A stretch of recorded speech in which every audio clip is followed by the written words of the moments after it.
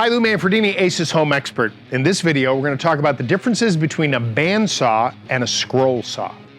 Now, essentially, these two tools can do virtually the same thing. They can cut curves out of wood, depending on the thickness of the blade. The scroll saw does a little bit better job on that because the blade is a little bit thinner. You can make straight cuts with both of these tools. And they both also have a articulating tabletop so that you can cut wood on an angle up to a 45-degree angle. The major difference is the scroll saw is a much more precise tool.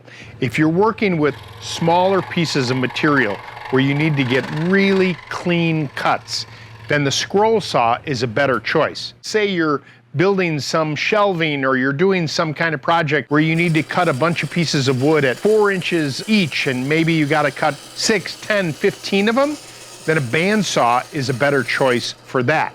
Quite frankly, if you're doing any kind of woodworking, you need both because you'll see once you use these tools, there are differences, but it all depends on the project that you're doing.